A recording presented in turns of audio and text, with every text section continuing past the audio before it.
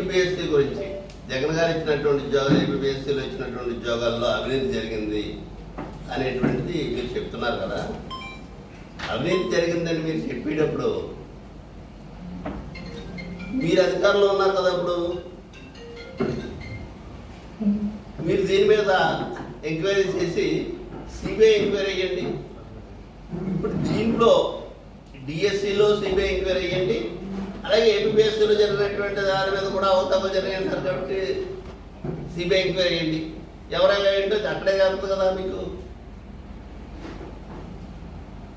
గతంలో మీరు మర్చిపోయి ఉంటారు, అవసరం కొద్ది మాట్లాడుతున్నారు. మీరు ఈ ప్రభుత్వాన్ని ఎవరు సూటిగా అడుగుతున్నాం.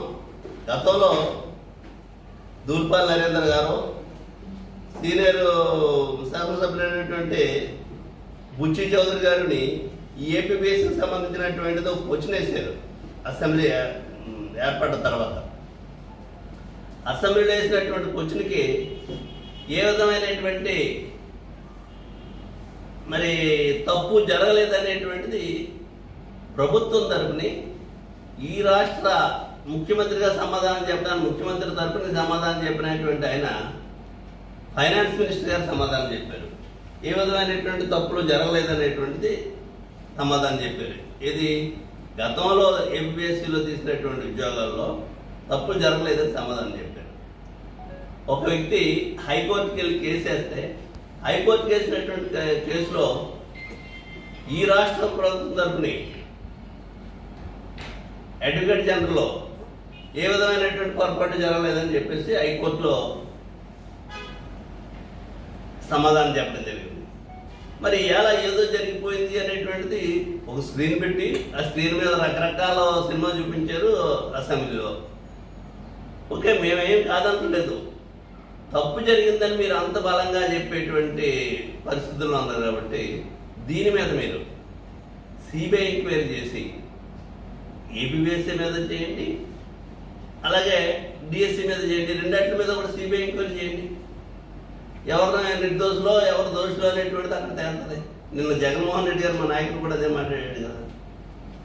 ఈ తప్పుడు విధానాలు చేస్తున్నారు అనేటువంటిది పూర్తిగా దొరికిపోయి అడ్డంగా దొరికిపోయి పారిపోయినటువంటి విధానం శాసనమండలిలో లోకేష్ గారిని రోజు లోకేష్ గారు వస్తారు సభకే, 3 రోజులు వచ్చాడు. కానీ అతనికి సంబంధించినటువంటి శాఖలో జరిగినటువంటి అవినీతి మీద డిఎస్సీ మీద చర్చకు రామంటే ఎందుకు రాకపోవాలి, ఎందుకు చేయకపోవాలి? ఇది ఈ రాష్ట్ర ప్రజలందరినీ కూడా ఒకసారి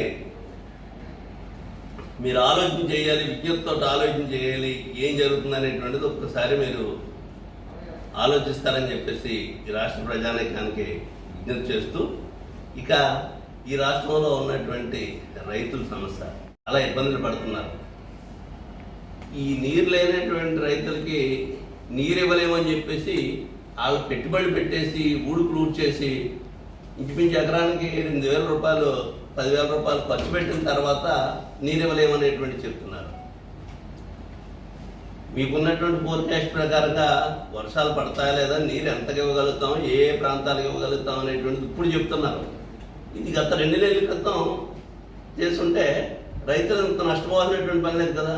ఈ నష్టపోయినటువంటి రైతులకి నష్టపరిహారం ఎవరు కట్టిస్తారు, చెల్లిస్తారు? ఇప్పుడు అదే జగన్ గారి పరిపాలన అయితే ఇన్సూరెన్స్ అనేటువంటిది ప్రభుత్వం చెల్లించింది కాబట్టి నష్టపరిహారం వచ్చే పరిస్థితుల్లో ఇవాళ అది ఆ స్కీమ్ ఎత్తేసారు మొత్తం. మీరు రైతుల్ని అన్ని రకాలుగానే కూడా అన్యాయం చేస్తున్నారు.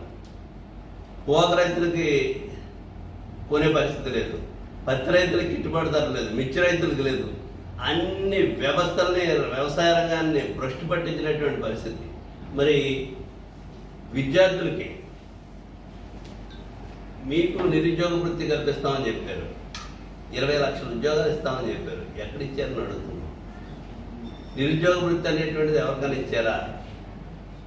నెలకు 3,000 రూపాయలు చెప్పిస్తే ఇప్పటికే 72,000 రూపాయలు ఇవ్వాలనుకుంటున్నాను. ఎవరికి ఇచ్చారు? నిరుద్యోగిని యువతని అందరినీ కూడా మోసం చేశారు. నీకు 15 అని చెప్పేసి ఆడపిల్లలను మోసం చేశారు. 18,000 అని చెప్పేసి మరి వాళ్ళ మోసం చేశారు. 45 సంవత్సరాల నుంచి 50 సంవత్సరాలకే పెన్షన్ ఇస్తానని చెప్పేసి ఎవరికి ఒక పెన్షన్ కూడా ఇవ్వలేదు. ఇవాళ అసెంబ్లీలో ఈ ప్రశ్నలన్నీ కూడా అడిగి ప్రభుత్వాన్ని నిలదీయాలనేటువంటిది మేము తయారై ఉన్నాం. వీళ్ళు అన్నిటికీ సమాధానాలు చెప్పాల్సి వస్తుందని చెప్పేసి అసెంబ్లీ నుంచి ఏదో కొత్త సాగు చెప్పి పారిపోయేటువంటి ప్రక్రియ చేశారు తప్పితే మీ చిత్తశుద్ధి లేదనేటువంటిది ఈ ప్రభుత్వానికి కాలం చెల్లిపోయిందనేటువంటిది ఎక్కడ పడితే అక్కడ కనపడుతుంది. గ్రామాల్లో తిరుగుతుంటే నిలదీసి అడిగేటువంటి పరిస్థితి ఉంది. చొక్కా పట్టుకుని అడుగుతున్నారు చాలా చోట్ల. అడిగినటువంటి వాడి మీద కేసు పెడుతున్నారు. మీరు ఏం చేశారని చెప్పేసి మీరు మళ్ళీ ఏ మోకం పెట్టుకుని వచ్చారని అడుగుతున్నారు. మీరు గతంలో వచ్చినప్పుడు సూపర్ శిక్షణ కాగితం పట్టుకొచ్చారని చెప్పేసి ఆ కాగితాలు జాగ్రత్త పెట్టి ఇదిగో నువ్వు ఆ రోజున సూపర్ శిక్షణ ఇచ్చావు, దీంట్లో ఏం చేశారని అడుగుతుంటే ఏం చెప్పాలో తెలియనటువంటి పరిస్థితిలో కార్యకర్తలు ఉన్నారు. మీరు పెద్ద కవర్లు చెప్పి మాట్లాడుతున్నారు. మీకు నిజాయితీ ఉంటే ఈ విషయాలన్నీ కూడా అసెంబ్లీ సాక్షిగా చర్చించాలి కదా ప్రజల దగ్గర. ఎక్కడన్నా దీని మీద మాట్లాడేటువంటి అవకాశాలు మీకు లేవు. అన్ని విధాలుగానే కూడా అందరినీ మోసం చేసినటువంటి పరిస్థితి. బీసీలకు 34% రిజర్వేషన్ ఇస్తున్నానని చెప్పారు. బీసీలకు 34% రిజర్వేషన్ ఇస్తున్నానని చెబుతూ అసెంబ్లీలో స్టేట్మెంట్ ఇస్తూ ముఖ్యమంత్రి గారు ఒక 10 సార్లు ఆయన మాట్లాడినటువంటిది ఒక గంట సుమారు మాట్లాడుంటారు. ఒక 20-30 సార్లు దీని మీద ప్రతిపక్షం వాళ్ళు జగన్ గారు కోర్టులకు వెళ్తారు, ఆ పార్టీ వాళ్ళు కోర్టులకు వెళ్తారు, ప్రతిపక్షం వాళ్ళు కోర్టులకు వెళ్తారని చెప్పేసి పదే చెప్తుంటారు. అంటే కోర్టుకి ఇల్లే ఉద్దేశం మీకే ఉంది. ఇచ్చేమని చెప్పడానికి ఇస్తున్నారు. ఇది నిలబడతా లేదా అనేటువంటిది మీకు తెలియదు ఏం కాదు. 34% రిజర్వేషన్ ఇస్తే గతంలో ఉన్నటువంటి రిజర్వేషన్ తోటి పోల్చుకుంటే 50% రిజర్వేషన్ దాటిపోతున్నాయి. 50% రిజర్వేషన్లు దాటితే సుప్రీంకోర్టు గతంలో చెప్పినటువంటి విషయాలు మీకు కూడా గుర్తుంటాయి. 50% రిజర్వేషన్ దాటి ఇవ్వాలనుకుంటే కేంద్రంలో చట్టం చేయాలి, 9th షెడ్యూల్లో చేర్చాలి. మీరు అలా ప్రయత్నం చేస్తున్నారా? ఇక్కడ ఈ బిల్లు పట్టుకొచ్చేటప్పుడు ఇప్పుడు ఎలాగూ మీరు అసెంబ్లీలో బిల్లు చేశారు, దీన్ని కేంద్రానికి పంపించి కేంద్రం మీరందరూ కూటమిలో ఉన్నారు కదా, ఎన్డీఏలో భాగస్వామ్యం కదా మీరు, ఆ కేంద్రంలో ఉన్నటువంటి వాళ్ళతో చెప్పి ఇది 9th షెడ్యూల్లో పెట్టించండి. 50% దాటింది కాబట్టి దానికి చట్టబద్ధత కల్పించి అప్పుడు రిజర్వేషన్లు ఇస్తే మీ చిత్తశుద్ధిని నమ్మొచ్చు. ఇది మీరు ఎంతో ఎన్నికల డ్రామాల కింద, రాజకీయ డ్రామా కింద ప్రజలకు మీకు ఇచ్చేమో వాళ్ళు ఆపేశారని చెప్పడానికి కానీ ఇది నిలబడేటువంటిది పరిస్థితి లేదు. చేస్తాం బీసీలకి ఏదో చేస్తున్నాడు. బీసీలకి 50% దాటి స్థానిక సంస్థల్లో అవకాశాలు కల్పించినటువంటి వ్యక్తి జగన్మోహన్ రెడ్డి. పార్టీ పరంగా చేసినటువంటిది. అలాంటి ఆలోచన ఉంటే మీరు ఆ నిర్ణయం చేయండి. అంతే తప్పితే దీనికి ఏదో చట్టం చేయండి, లేకపోతే వీళ్ళకి రిజర్వేషన్ల అవకాశాలు కల్పించామని చెప్పేటువంటి మోసం అనేటువంటిది మోసపూరితమైనటువంటి మాటలేవి. మీలో నిజాయితీ ఉంటే దీనికి తోడు ఇంకొక విషయం చెప్తున్నాను.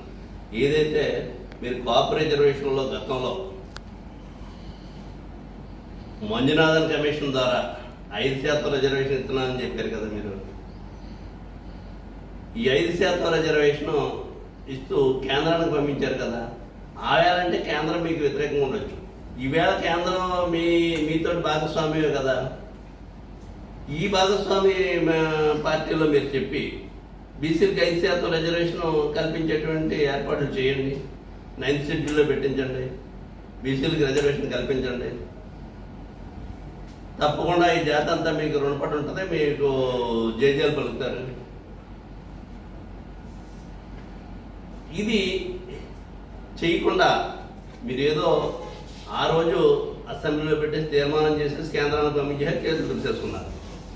ఆవేళ మీకు అవకాశం లేదని చెప్పారు, కేంద్రం అడ్డుకుందన్నారు. ఈవేళ కేంద్రం మీ భాగస్వామ్యంతో ఉంది కదా, ఈరోజు చేయండి. మొన్న మీరు అమరావతికి ఇక్కడ అసెంబ్లీలో తీర్మానం చేసి అమరావతికి చట్టబద్ధత కల్పించండి అని చెప్పేసి కేంద్రాన్ని పంపించి అసలు పార్లమెంట్లో ఉన్నటువంటి ఉభయ సభల్లో పెట్టి బిల్లు చేయించి దాన్ని మళ్ళీ రాష్ట్రపతి దగ్గర పంపించి గెజిట్లో కూడా ఇప్పించారు కదా. ఆ ప్రయత్నం వీళ్ళకి ఎందుకు చేయకూడదు? మీరు ఇచ్చినటువంటి హామీల్లో కాపులకి. అదేవిధంగా ఇప్పుడు ఇచ్చినటువంటి బీసీలో కూడా పెట్టండి. ఈ రెండు విషయాల్లోని చేసి మీ చిత్తశుద్ధిని నిరూపించుకోవాలనేటువంటిది నేను డిమాండ్ చేస్తున్నాను.